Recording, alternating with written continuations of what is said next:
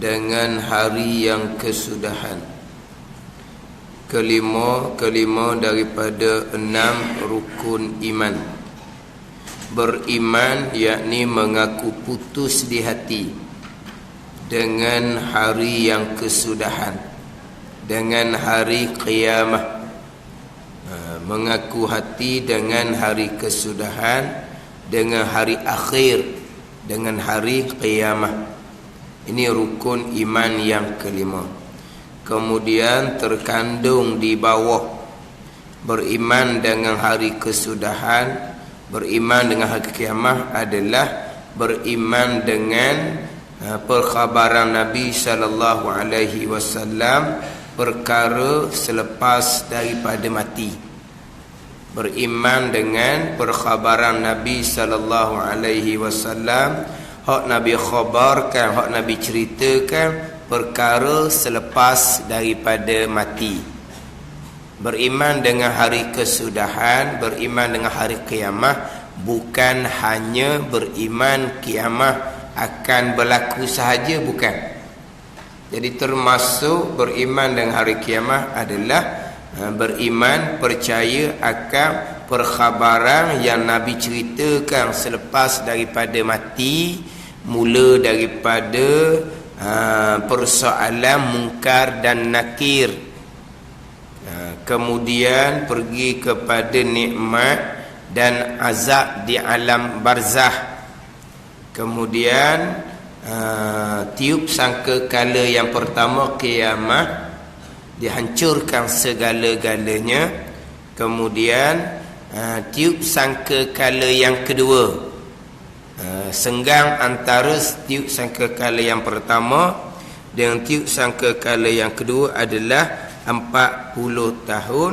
Tiup sangkakala yang kedua dibangkitkan kembali, nasyar, dan dihasyarkan, dihimpun di mahsyar, di mauqif, tempat berhimpun. Kemudian di mahsyar, di tempat berhimpun ni pula ada dia punya nikmat, ada dia punya azab sebagaimana alam barzah. Kemudian pembicaraan berkaitan dengan asy-syafa'atul uzma ataupun asy-syafa'atul kubra, syafaat Nabi Hafsa. Syafaat Nabi Hafsa ni fi faslil qada, pada nak kerakih, bicaralah. Jadi syafaat ni milik Nabi sallallahu alaihi wasallam.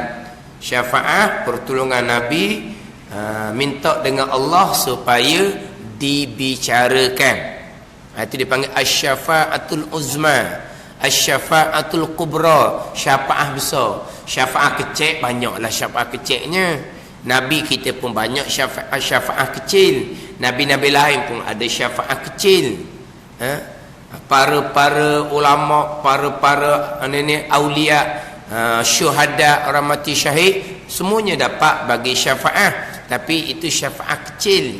Syafaat besar pada fi fasil qada, pada nak bicaralah. Hal ni milik Nabi sallallahu alaihi wasallam. Kemudian hisab, selepas Nabi minta dengan Allah supaya dibicarakan, kemudian dibicarakan, dimulai dengan hisab, kemudian mizan, kemudian telaga haud, kemudian titiang sirat, akhirnya syurga dan neraka. Ini kesemua termasuk di bawah rukun iman yang kelima.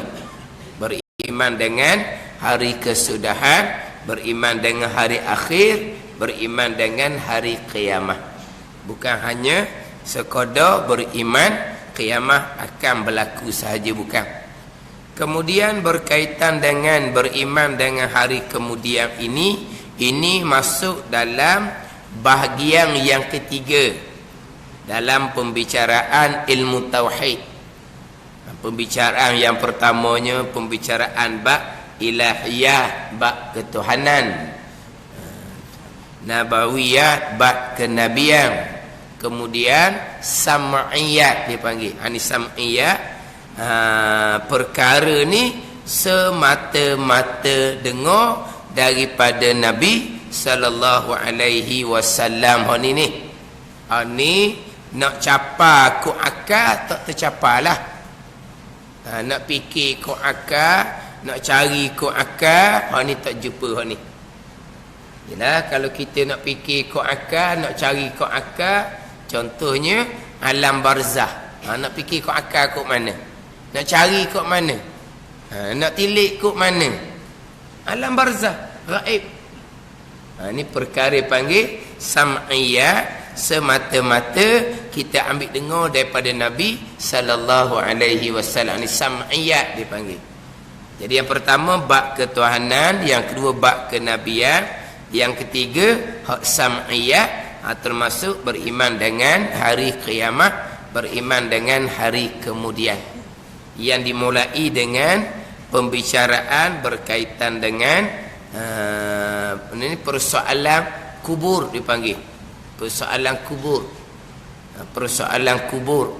Sebut kata persoalan kubur ini, sebut kata soal di dalam kubur. Sebut kata kubur ni hak ghalib lah. Ghalibnya persoalan tu dalam kubur, nikmat kubur, azab kubur. Sebut kata kubur tu ghalib lah. Ghalibnya kubur. Macam mana pula kalau orang mati yang tidak berkubur? Samalah juga. Mana mati tidak berkuburnya? Mati hangus. Mati hangus, tak jumpa-jumpa dah. Ataupun mati dimakan oleh binatang buas, mana ada kubur? Mati lemah dalam laut, maka tak jumpa pakai sudah, mana kubur? Tu belum lagi hok letak atas darat ah. Hok buah dah cermin ah. Buah dah cermin tu.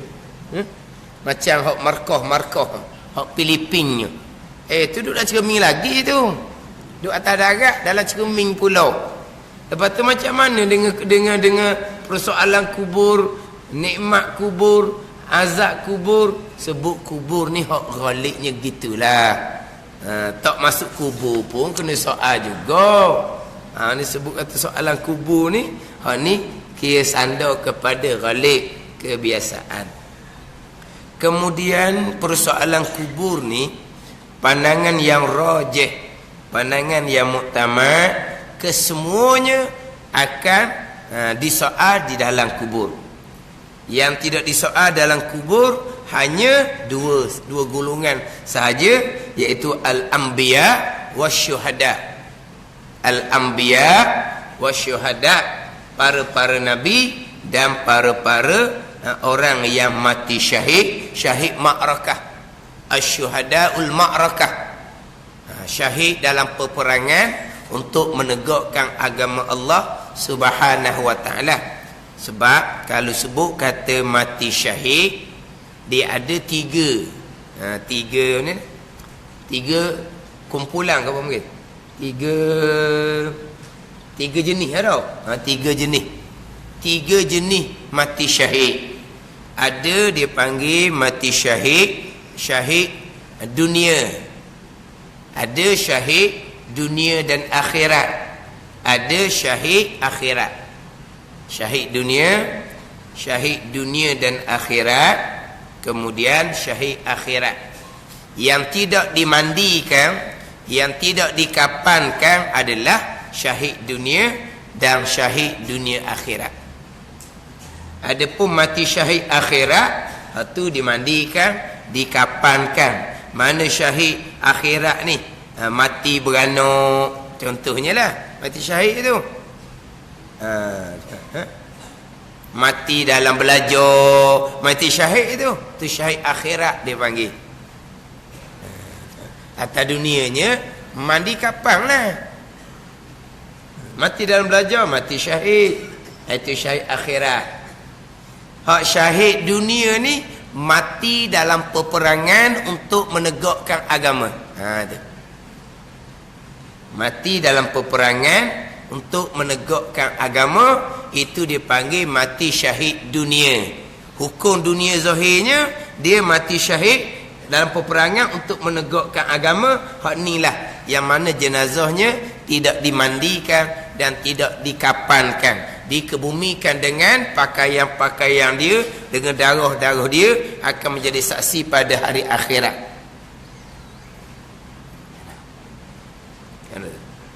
Ini mati syahid dunia. Kemudian mati syahid dunia ni ada dunia saja, ada dunia dan akhirat. Tiga tadi kan. Syahid dunia akhirat, syahid akhirat macam mati beranak, mati belajar tu lah. Itu syahid akhirat. Syahid dunia, satu lagi dunia akhirat. Jadi kita sebut syahid dunia dulu. Syahid dunia ni mati dalam peperangan tu lah. Lepas tu macam mana pula hati dia dengan Allah Subhanahu wa taala? Niatnya kerana apa? Ni kita tak tahu dah ni. Niatnya kerana apa? Niat dia berperang kerana bangsa. Berperang kerana nak supaya masyhur dengan keberanian. Berperang mana apa? Berperang bukan kerana Allah. Zahirnya berperang lawan orang kafir. Zahirnya berperang lawan orang kafir. Contoh berperang dengan Yahudi ke.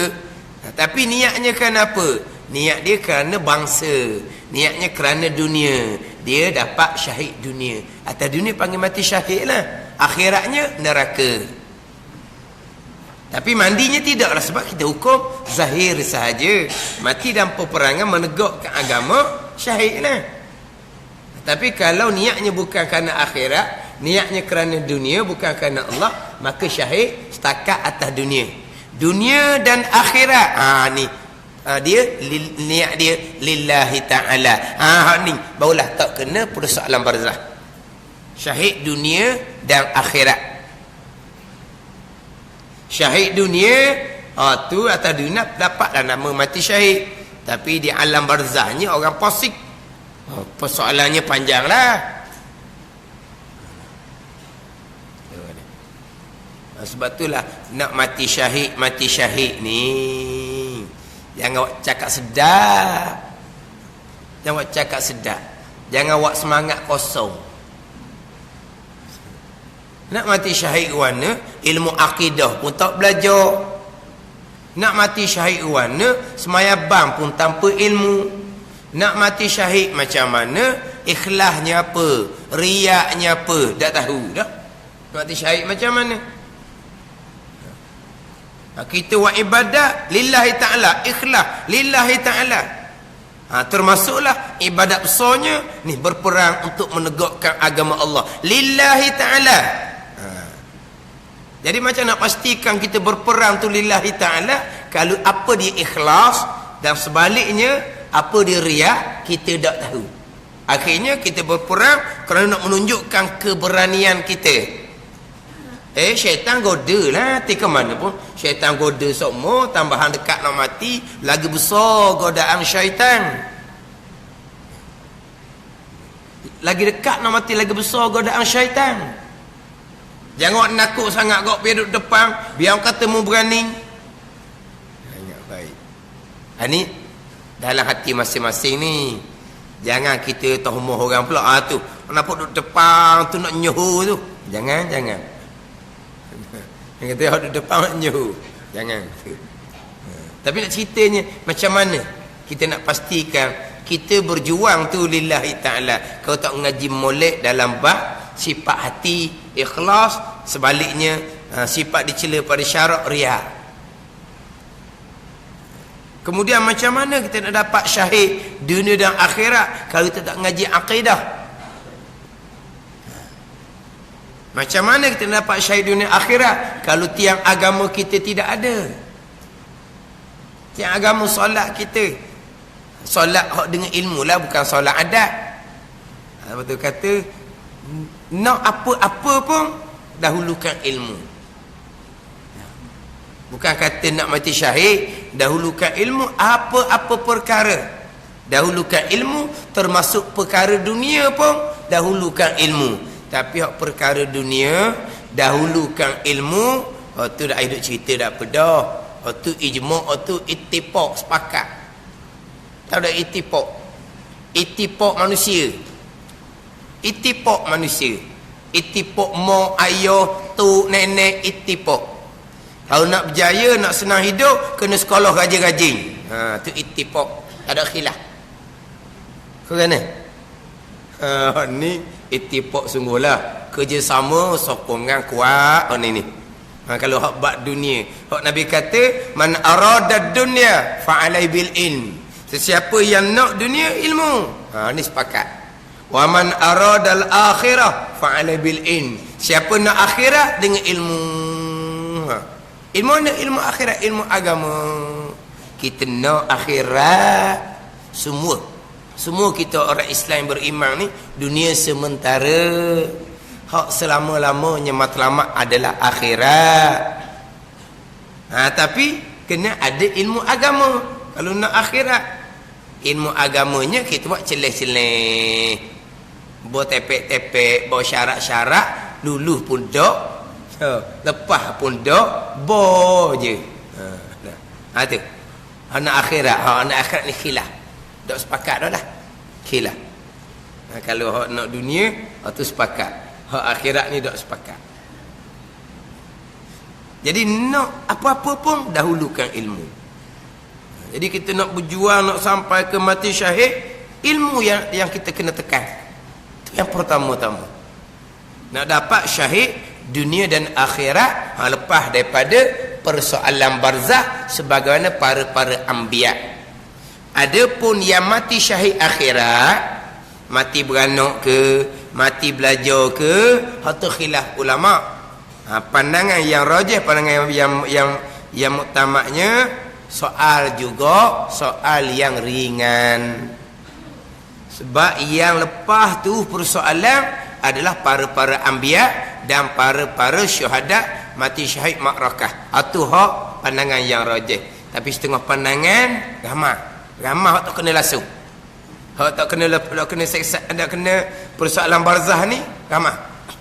Para anbiya, para syuhada, orang mati syahid akhirat, orang mati beranak, orang mati terkejut. Orang mati dalam sakit dia tu dia baca qul Allah 100 kali, siddiqin, murabitin.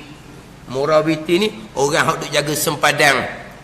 Tu pun lepas daripada persoalan barzah. Orang yang sentiasa membaca surah Tabarakah, sentiasa membaca surah Sejadah tiap-tiap malam. Itu dia antara golongan yang lepas tu daripada persoalan barzah. Ini atas pandangan yang daif lah, bukan atas pandangan yang muktamad.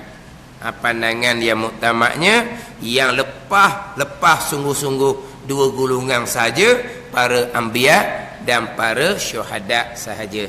Yang lain-lain tadi tu termasuk syahid akhirat, mati beranak, mati terkejut, apa semua, persoalan barzah dia kena, tapi persoalan yang ringan. Persoalan yang ringan. Termasuklah orang mati hok sakit dalam perut, orang mati hari dan malam Jumaat, pun termasuk dalam mereka yang soalan barzahnya ringan. Bukan tak kena langsung. Hak tak kena langsung para anbiya dan para syuhada sahaja. Hak tu pandangan yang kuatlah. Kalau ada sebut orang mati beranak pun tak kena langsung persoalan barzah. Orang mati dalam sakit dia baca kalau 1 kali tak kena langsung persoalan barzah. Itu atas pandangan yang kedua lah. Atas pandangan yang kedua yang mengatakan tak kena langsung. Pandangan muktamad kena persoalan yang ringan. Kena persoalan yang ringan. Kemudian yang disoal di alam barzah adalah di kalangan orang mukallaf. Di kalangan orang yang mukallaf. Sebab tu kalau kanak-kanak dia tak ada baca-baca talqin, tak ada, sebab kanak-kanak tidak kena persoalan barzah. Kemudian berkaitan dengan persoalan barzah, kemudian disusuli dengan nikmat dan azab di alam barzah, kena kepada jasad dan ruh. Atas pandangan yang muktamad, kena kepada jasad dan ruh, yang mana selepas dikebumikan ruh akan dikembalikan kepada jasad masing-masing dan mereka akan hidup di alam barzah, hidup yang mutawassitah, yang menengahi antara hidup antara mati dan hidup sebagaimana atas dunia. Setengah pandangan yang dipersoalkan hanyalah ruh sahaja. Itu bukan pandangan yang muktamad, yang mana mengatakan bahawa persoalan barzah hanyalah persoalan ruh sahaja. Disoalkan ruh sahaja tanpa jasad, atau disoalkan jasad sahaja tanpa roh, itu pandangan yang bukan muktamad. Pandangan jumhur, pandangan yang muktamadnya akan dikembalikan roh kepada jasad masing-masing di alam barzah, dipersoalkan, kemudian disusuli dengan nikmat dan azab di alam barzah. Kita biasa dengarnya roh je, roh akan disoal, roh akan dapat nikmat, roh akan diazabkan. Tidak kena dengan jasad, tidak. Roh dan jasad atas pandangan jumhur, atas pandangan kebanyakan ulama. Tapi memang ada pandangan yang mengatakan disoalkan roh sahaja. Tapi soal roh sahaja ke, soal roh setengah jasad ke, itu di alam barzah, bukan di alam dunia. Alam barzah kita maklumlah. Kemudian berkait dengan persoalan barzah ni akan disoal apabila selesai dikebumikan. Selesai dikebumikan akan dipersoalkan di alam barzah. Bukan kata nanti balik habis dulu baru dipersoalkan, tidak. Kita dengar masa budak-budak dulu tu, tak ingatlah mari mana ceritaan tu. Orang yang melangkah pulang balik daripada kubur tu, kira kepada orang yang terakhir, dia melangkah 7 langkah, mungkar dan nakir pun mari. Tak sudut balik-baliklah, tak marilah kawan tu. Tak sudut marilah. Tak sudut balik dah, tak marilah. Dia ingat muka nakir gerung ke dia barangkali. Nabi selepas selesai ke bumi, Nabi suruh sahabat berdoa lalu dah. Nabi suruh sahabat berdoa lalu dah. Istaghfiru li akhikum fa innahu al-an yus'al. Nabi kata, minta ampun oleh kamu akan saudara kamu. Kenapa? Kerana sekarang ni disoal. Selepas selesai di ke bumi. Fa innahu al-an, kerana saudara kamu ni sekarang disoal. Baliknya belum, tapi sudah disoal. Sebab itulah kita ketika dikubur ni, kita nak berdoa pun boleh, nak ngaji Quran pun boleh, nak berselawat pun boleh belaka tu. Tapi yang paling afdal adalah berdoa. Ni semasa kita kebumikan jenazah, pada masa kita ke bumi tu, kita nak berzikir pun tak apa, kita nak pakat ngaji Quran pun tak apa, kita nak pakat selawat pun tak apa. Tapi afdalnya berdoa. Berdoa paling afdal ketika tu. Tapi biasa orang kitanya berdoanya tak ada, baca Quran pun tak ada, berzikir pun tak ada, berselawat pun tak ada. Yang adanya berbual. Sungguh yang adanya berbual, bising bangun sekali atas kubur. Ada agak apa? Kita kerja bukan dengan mulut, kerja dengan tangan. Dia buat, dia tanya tu kubur siapa, tu kubur siapa, tu kubur siapa, hak ni kubur siapa. Oh, mari nak melawat kawasan.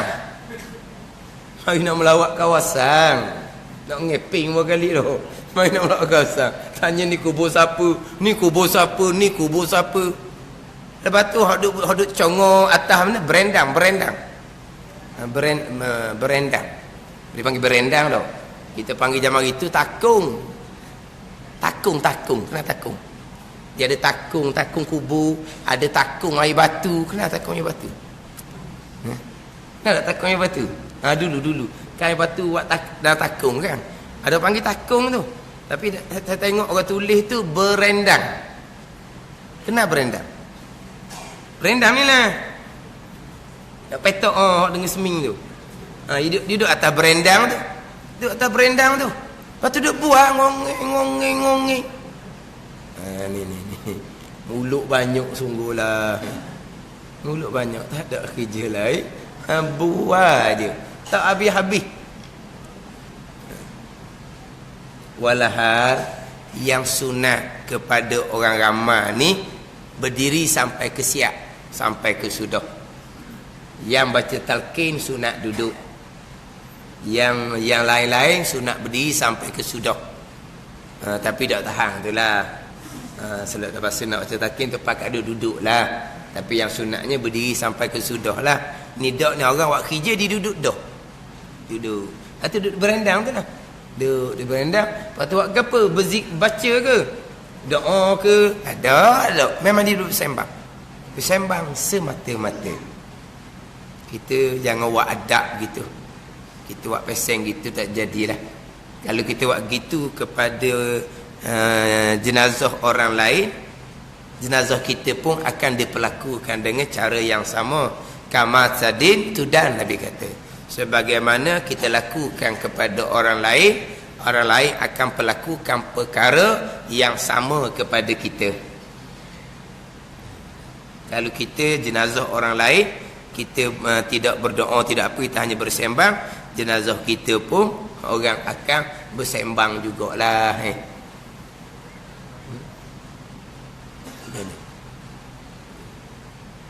Dia molek ke bersembang atas kubur ni? Yang nak bersembang sangat. Molek bersembang atas kubur ni. Naknya apa? Berdoa.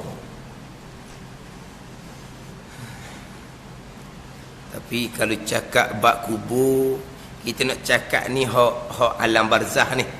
Hak perkara yang kita wajib beriman. Hak persoalan barzah apa semua. Bab kubur tu kena balik pada hukum fiqh lah.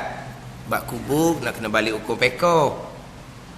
Hukum fiqh ni kuburnya macam mana, adabnya macam mana. Ni hukum fiqh belaka lah. Kita nak berdoa, kita nak buat apa.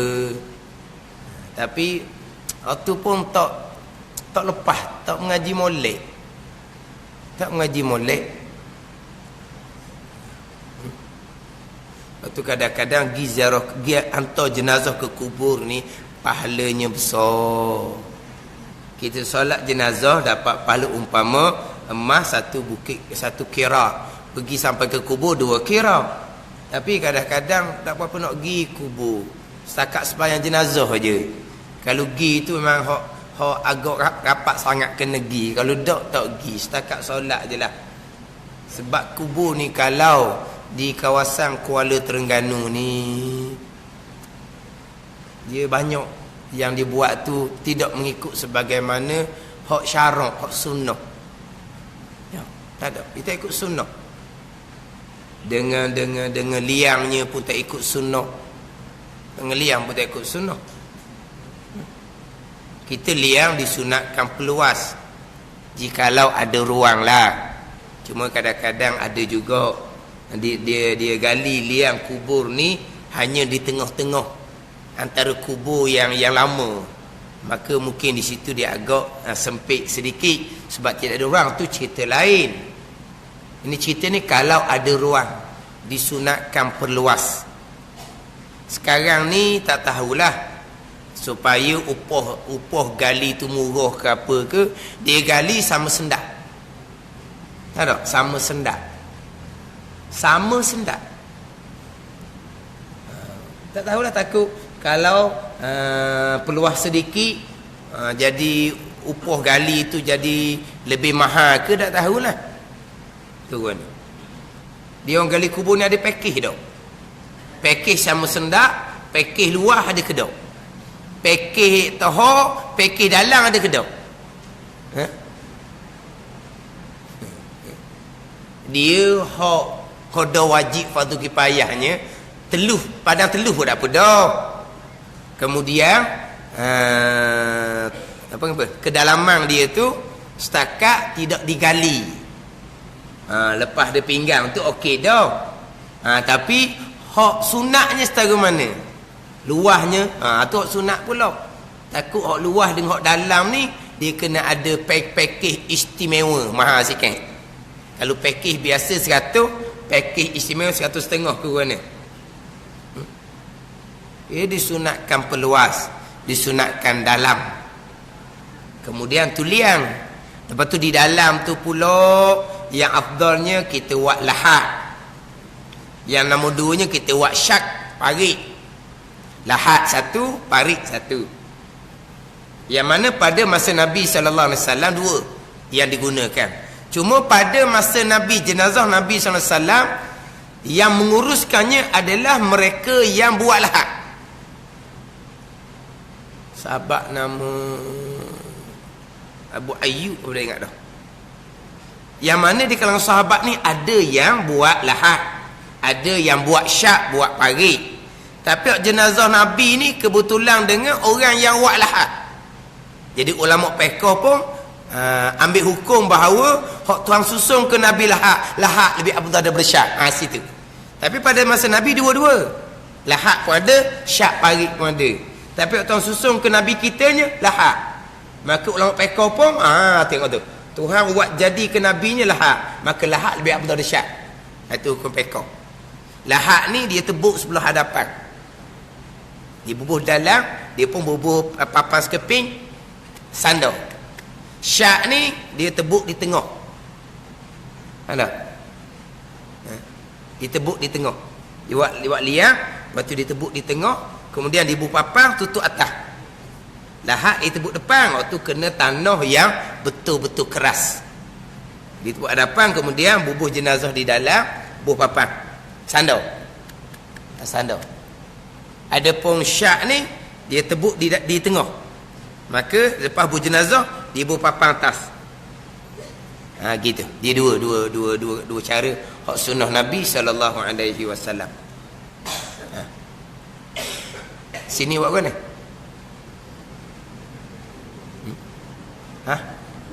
Mana? Mana? Memang gali pula ke? Dok gali. Memanglah gali. Bab gali tu memang galilah. Tapi buat lahat ke buat parik? Parik.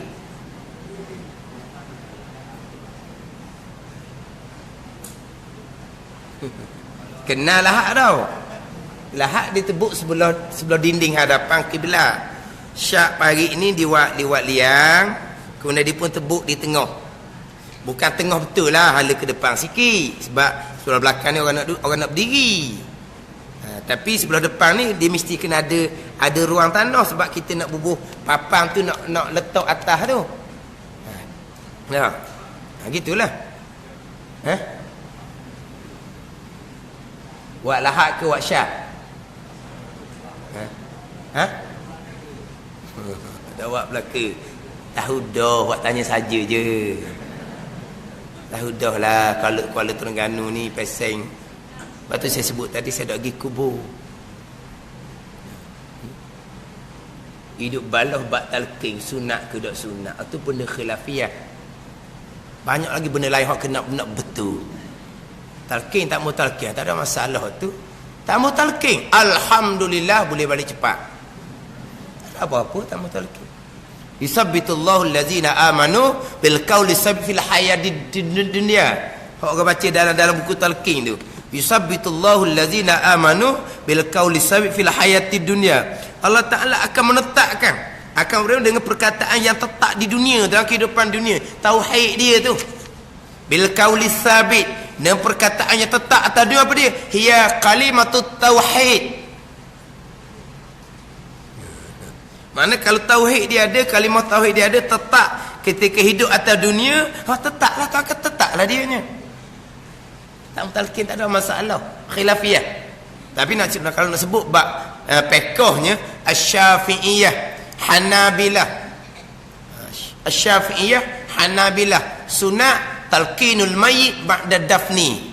Al-Malikiyah, Al-Hanafiyah tidak sunat talqinul mayyit ba'da dafni, selepas ke bumi.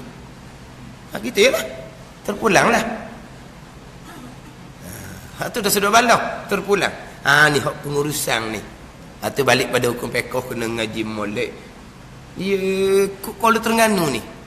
Kalau dulu ni sekarang wallahu alam lah. Naik ala katah nu sikit.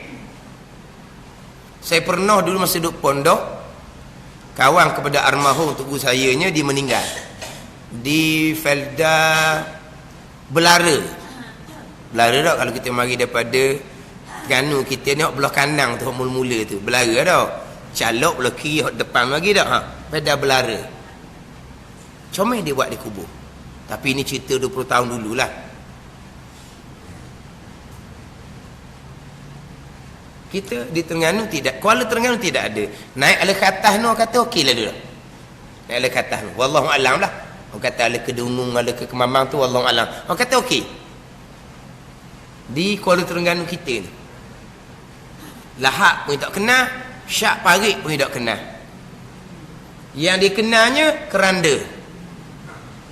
Dikenalnya keranda.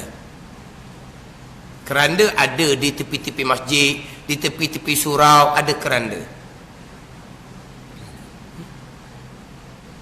Itu semua di antara perkara yang membazir harta. Hukumnya makruh min idaatil mal, mensisihkan harta. Sehingga kan jikalau diwasiatkan supaya tanam jenazah dalam keranda, kita tidak wajib tunaikan. Sebab apa? Idaatul mal, membazir harta, ratuh harganya. Kalau kita buka dalam kitab Fiqh Islami wa Adillah tu, fiqh 4 mazhab karangan Dr. Wahbah Az-Zuhaili, hak pakai keranda ni min sunnatin nasara lidaf'i amwatihim. Sunnah orang Nasara Kristian ketika mereka mengkebumikan jenazah orang Kristian. Itulah kitab Fiqh Islami wa Adillah tu, kitab fiqh 4 mazhab karangan Dr. Wahbah Az-Zuhaili. Sunnah orang Kristian. Cuma satu lagi kena tambah sikitnya, pasal muzik pada masa waktu turun. Kita tak pasal muzik tau. Dia waktu turun setengah tu, kita waktu turun setengah dengan tali. Lebih kurang je. Turun dengan tali. Lebih kurang saja. Ini benda yang makruh, yang menyalahi sunnah Nabi sallallahu alaihi wasallam. Itu terbalik pada hukum fiqh. Yang kita nak cerita ni alam barzah. Ini hukum fiqh zahir.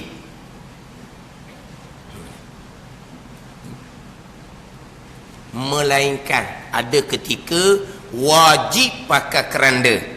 Contohnya tanah yang berpasir, macam Syekh Ibrahim, kubur Syekh Ibrahim, itu wajib pakai keranda.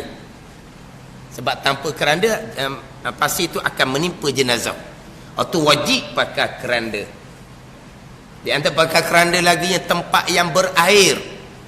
Di antara lagi pakai keranda, kalau tidak pakai keranda, binatang akan gali mudah jumpa.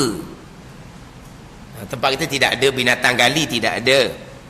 Di antara pakai kerandanya, kalau jenazah tu perempuan yang tidak ada lelaki mahram di tempat tu. Contohnya kita buat masalah lah, yang mati itu pembantu rumah daripada Indonesia, contoh. Maka di tempat itu dia tidak ada mahram lelaki. Jadi dia tu pakai keranda. Maka tak payahlah pegang sangat sebab pakai keranda. Sebab dia tidak ada lelaki mahram yang nak angkat jenazah, nak turunkan jenazah, nak letak dalam lahat atau dalam parit di liang kubur, tidak ada lelaki mahram. Maka pakai keranda. Ada juga hak pengecualian dia, yang mana kena pakai keranda. Selain daripada tu, makruh kita pakai keranda. Dan kita fiqh Islami khas sikitlah, min sunnatin nasara lidafni amwatihim, sunnah orang Kristian pada ketika mengkebumikan jenazah orang Kristian. Masa-masa dulu, masa tak pun apa sibuk mana dulu, saya biasa juga di kubur ni, kalau hak mana-mana yang kira rapat-rapat kena-kena tu diminta tolong secara jugalah. Mana kalau bisa cara, kalau kubur orang lain tak boleh kosek, susah. Kadang-kadang kita nak buat cara kita ni, ada pula orang lain begitu, begini, buat gini, dia tak tahu pun. Akhirnya kerjaan kita cukup susah jadinya. Pernah orang minta supaya buat buat parit. Orang tukang gali kata, okey, clear. Dia kata, dia boleh buat. Tengok sampai masa dia buat, Allah. Lepas tu nak buat papang, kok mana tu gali parit sampai rapat dengan dinding ni? Kita suruh gali parit di tengah. Sebab antara dinding tu ada tanah, sebab kita nak ubuh papang nak letak atas tanah tu. Pandai dia buat parit rapat dengan dinding. Lepas tu kita nak ubuh papang atas, sakut mana?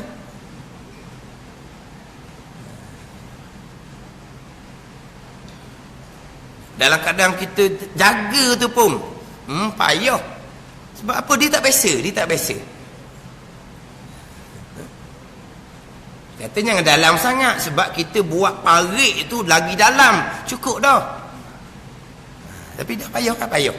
Dia mulut ni banyak, hok ni gening. Lepas tu duduk bergurau, duduk sembang bila ketua senyap, ustaz sombong sungguh dah. Mudah buat ke apa tak kubur? Mungkin bukan tempat buah, nak buah hidup wakaf. Hidup kedai kopi. Tak kena tepat, nak gurau-gurau. Jadi nampak ya tu ustaz ni senyap je. Nak gurau apa? Ni bukan tempat gurau kubur. Ini masalah lah. Tak ada adab. Saya biasa buat. Buat. Biasa buat parit mudahnya. Lahak ni payah sikit. Mana lahak sekali je buat. Itu pun wasiat daripada arwah dia nak lahak. Dia nak lahak. Kalau tidak buat parit je. Itu je. Dia, kalau kita tengok di belah-belah besuk kan, dia ada pengusung. Kalau dahulu dia buat daripada dawai, sekarang ni dia buat daripada aluminium. Kalau kita pergi macam, kalau kita pergi Jertih, ada masjid besar belah kiri, masjid gereh. Kena gereh. Masjid gereh. Sebelum Bukit Kenong. Lepas daripada apa? Jabi apa gereh Bukit Kenong. Dia ada masjid belah kiri, tekan masjid besar. Cuba tengok dekat, nampak situ. Di dekat dengan Pak ambil wuduk ada ngusung, tapi dia daripada aluminium bulat gitu. Nanti dia buat akan bubuh kain atas. Itu pengusung lahat ataupun pengusung parit. Tempat kita tak ada tu. Susah kadang-kadang kita nak cari pengusung, dia tak ada. Dia bubuh jenazah di dalam, benda pun tutup dia punya aluminium tu, tiba kain di atas.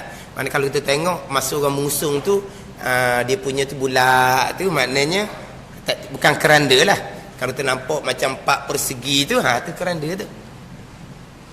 Ada gitu je. Dia ada pengusung tu. Sampai di kubur, kita letak di kaki kubur, kepala belah sana, kaki letak situ, kemudian turun kepala dulu. Kalau turun daripada tengah ke dalam, itu mazhab Hanafi. Kita mazhab Syafi'i turun daripada kaki kubur, turun kepala dulu. Dalam tu nak 3 orang. 3 orang. Dia nak ganjil 1, 3, 5. Seorang ni jenazah kanak-kanak. Orang tua ni 3 orang lah. Kita tambah 4, kita nak 5 kalau lebih daripada 3. Memang boleh buat, saya pernah buat, tapi berasa takut sebab masa duduk ngaji pondok hanya turut guru je. Tengok berasa macam pandai je, time buat berdebar gedak-gedak, takut salah.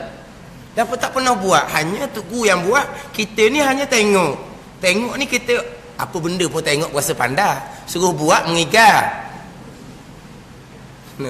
Tengok memang kita pandai, tu cakap pandai awak tengok, suruh dia buat pun ni.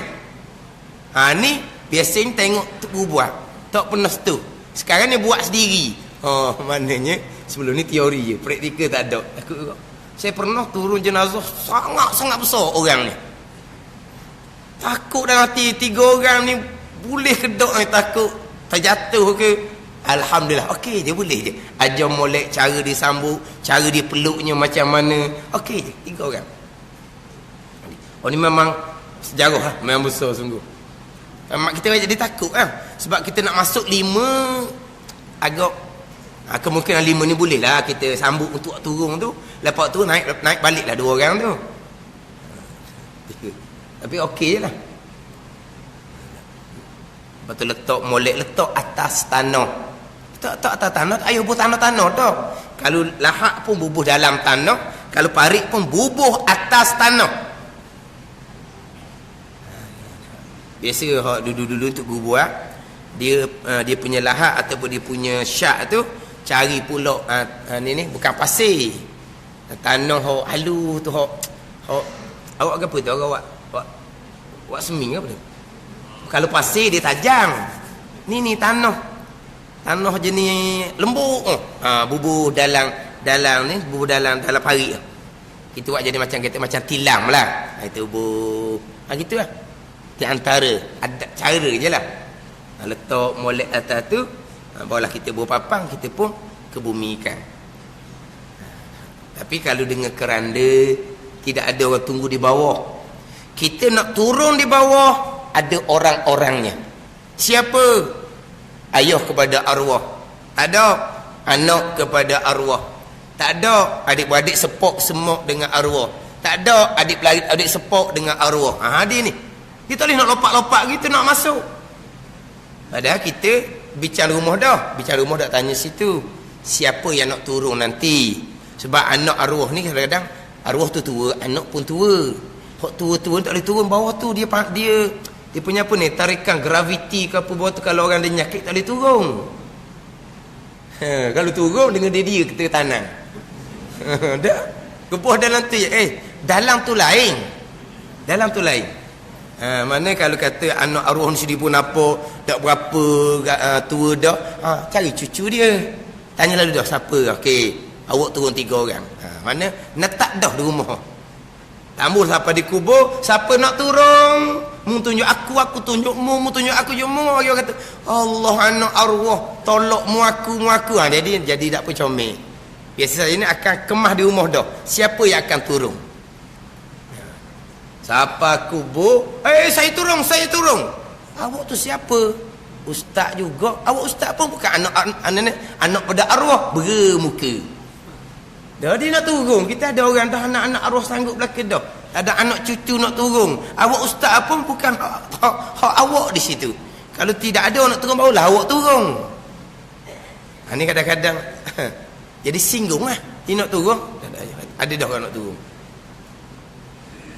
Tak pandai, tak ada masalah. Pandai tak pandai, jom molek dia buat Bayangkan anak sendiri yang menyentuh kali yang terakhir. Saya buat tu kadang-kadang nampak lelah. Dan anak-anak ni hak jenis pegang skop tak pandai. Pegang skop ni. Cok. Tu hak tanah. Nampak dia pegang skop pun tak pandai. Orang jabat. Dia turun mula-mula tu baju comel kena dinding kat tanah. Allah dia ni turun dalam kubur pun ni nak jaga dia punya semak dia. Bersih.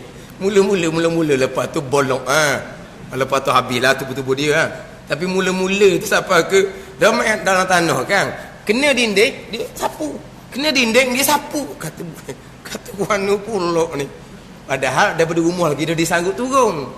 Yang dia pakai comel tu buat apa? Bukan tiba-tiba dia turun, pakat dah. Tak biasa, nampak lelah, tak biasa kerja, tapi puas hati. Sebab dia kata apa? Sebab saya yang urus sendiri kali yang terakhir. Lelah orang apa? Berbaloi dia kata. Puas hati. Sebab dia buat sendiri ni. Pengalaman saya. Tapi ni kalau negeri luar, ini perkara biasa. Kita cerita di Terengganu kita ni bermasalah. Macam nak ubah dah tahulah. Orang mengaji pun nampak lebih kurang lah dia buat. Dia ikut pesen kapung juga tak boleh. Kita kena ikut pesen sunnah lah. Ni kalau dia buat dengan cara dengan keranda makruh membazir, mereka ada pengecualian yang saya sebut tadi tu. Dia akan buat kadang-kadang liang tu sempit. Dia turun tu mana liang dengan keranda panggil sama sendak. Dia pun buh dalam. Dia ada dua cara yang saya biasa tengok orang buat. Dia perbetulkan tanah di atas diiringkan jenazah, dia buat tanah di atas. Kemudian tanah tu dia agak kemaskan sedikit. Hak tu hak paling kita tak ambuh. Kenapa kita nak kemaskan tanah ngejasad jenazah? Dia kemah, dia takut nanti masa turun tu terbalik. Tu cara budak betul dah, dia kemah tu. Kemudian sampai ke bawah tu, dia tak tengok-tengok dah. Dia pakai dung di tanah. Ada setengahnya dia kemah atas. Turun ke bawah tu, dia turun pula untuk tengok balik, buka balik, nak tengok terbalik ke tidak. Liang sama sendak dengan keranda. Dia turun ke bawah, buka balik nak tengok, takut jenazah tu terbalik. Di manakah orang ni duduk? Di mana dia duduk? Di atas keranda, di atas jenazah, kangkang di atas jenazah. Tu ya, tu yang nak cerita pasal saya nak pergi. Cukup tak berkenan. Satu cara, dia betul di bawah. Dia turun tanpa ada tanah. Dia pun turun ke bawah. Tu hak lagi lama kangkang di atas jenazah. Sebab dia baru nak ubur tanah. Nak ubur tanah ni kadang-kadang sekuk tu. Dah dia terpaksa kena ubur tanah. Kalau kita berang parit, tidak ada apa-apa dah. Sebab kita ubur jenazah atas tanah dah. Ini jenazah atas papan keranda. Jadi dia buat tanah kemudian, lepas tu nak bersekuk ni, bubuh ni. Sakok payah. Lepas tu orang yang handle kat bawah ni, dia akan mengangkang di atas jenazah. Comel gitu. Selesai, dia pun berdiri atas keranda, dia pun turunkan tanah. Kemudian dia pun nyek pula atas tanah untuk kemah. Tanah nyek. Macamlah tanah kucing. Dia nyek, dia berdiri atas mayat.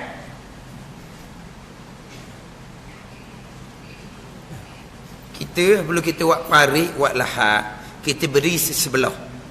Kita nak turun tanah, kadang-kadang kita ambil tika supaya tanah tu jatuh atas tika, barulah jatuh ke atas keranda tak bunyi. Lepas apa semua kita duduk berdiri belah tepi. Kita dak naik atas jenazah tepi. Naik ala kata kita tidak akan melangkah pun. Kita akan melangkah. Melangkah atas ni pun makruh. Kita tak akan benarkan siapa nak melangkah. Ni kadang-kadang ada orang ni, dia nak melangkah. Kita sekat, jangan melangkah. Pusing sebelah sana lah. Bukan kata nyek, langkah pun kita tak benar. Melangkah atas tu. Tanah banyak dah ni. Tak ada. Nak kemah memang tak ada. Nak melangkah kita tak beri. Makruh kita melangkah jenazah. Walaupun tanah tu banyak dah sekalipun. Tapi orang ni tak ni, mengangkang atas jenazah, berdiri atas jenazah, lepas tu nyek tanah pula kemah atas jenazah. Mana?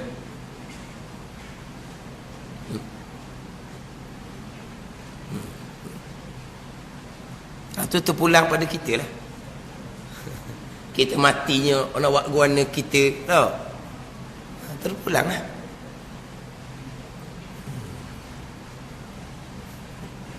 Sebab pernah orang tegur dia tu imam, dia kata kemah nyek dia buat gitu, kemah takut tanah ni turun nanti, kemah ada orang bunyi belakang, orang Kelantan, dia buat macam kucing. Bapak dia dah buat gitu,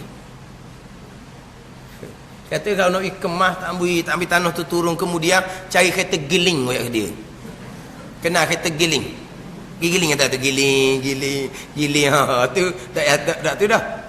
Apa masalahnya? Tanah turun, keluarga dia adalah, tambahlah. Tanah turun, tambah lagi lah, tak ada masalahnya.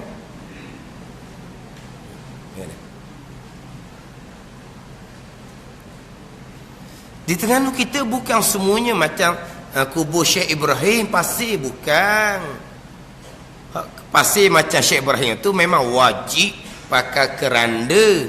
Orang nak pergi dekat pun tak boleh, tanah tu akan gelongsor turun sebab dia pasir. Itu lain cerita. Memang kena pakai keranda, kena turunkan dengan tali, sebab nak pergi dekat-dekat pun tak boleh. Itu cerita lain. Tapi di negara kita banyak tempat-tempat yang tanahnya keras tapi tak kena. Kalau dia tengok buat parit contohnya, dia kata buat macam orang Kelantan. Dia kata orang Kelantan Bukan orang Kelantan, orang nak sunnah Nabi. Kan? Lepas tu kalau kita ada peranan sikit sebanyak, kita cuba perbaikilah, cuba perbaiki. Kan? Kita nak cerita bab alam barzah ni, alam gaib. Ni cerita bab hukum fiqh. Ni cerita bab hukum fiqh.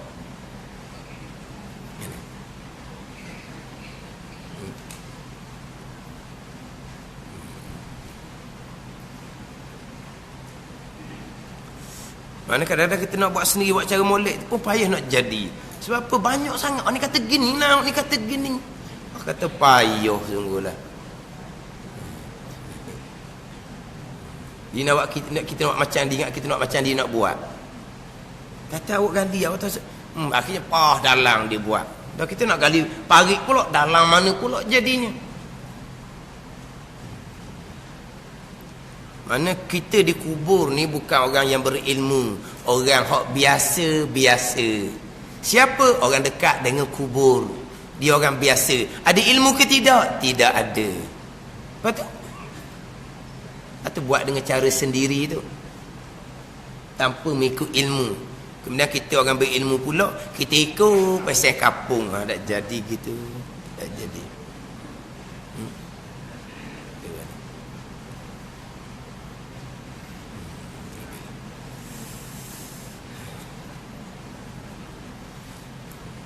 Lepas tu masa duduk sibuk-sibuk tu, kita membaca.